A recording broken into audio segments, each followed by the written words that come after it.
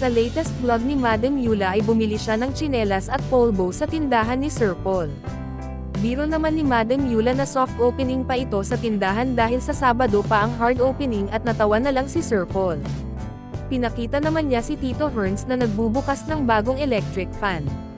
Sabi ni Madam Yula na wala din silang electric fan na natutulog sa taas dahil kinuha.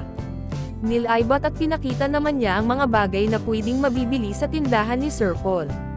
Pinakita din ni Madam Yula ang mga nakadisplay mga alak. Pagkatapos ay natawa na lang si Madam Yula na naggrocery siya sa tindahan ni Sir Paul.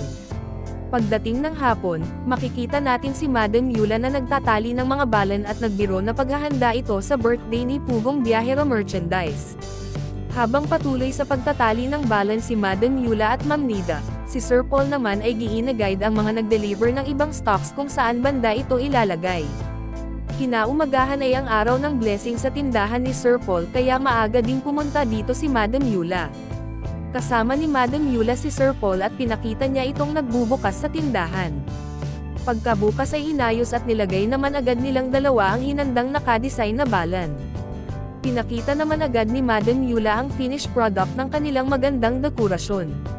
Pagkatapos magbigay ng mensahe at magpalaro ni Sir Paul ay nagbigay naman isa-isa ang Marias ng mensahe para sa kanilang Daddy Paul.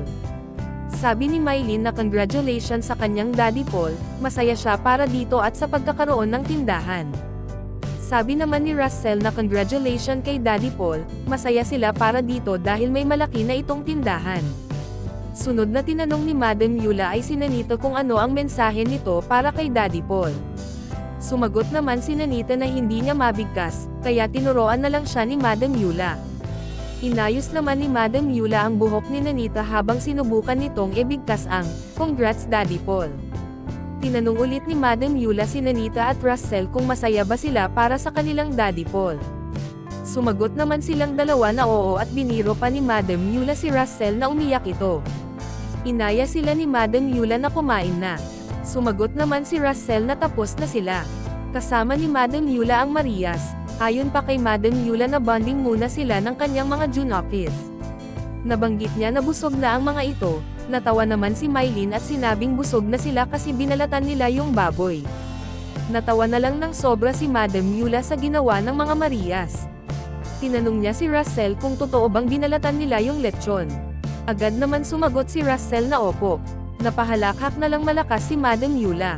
Tinanong niya ang mga ito kung hindi pa ba nakakain si Nanita ng lechon. Sumagot si Nanita na hindi pa. Sabi naman ni Madam Yula na mamaya kakain sila ng lechon. Tinuro naman ni Madam Yula si Mylene at Russell at sinabing mga busog na ang dalawa.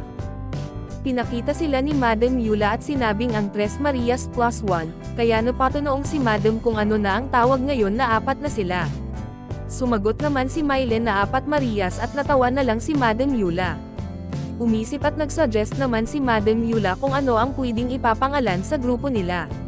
Suggestion ni Madam Yula na Peaches Angels ang ipapangalan nila, kasi merong PB Angels kaya dapat sila Mylene ay Peaches Angels.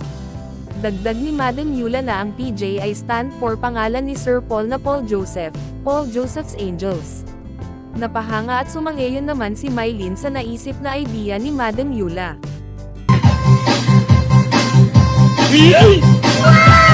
At para sa more summary video ng Pugong Biyahero, huwag kalimotang mag-like and subscribe.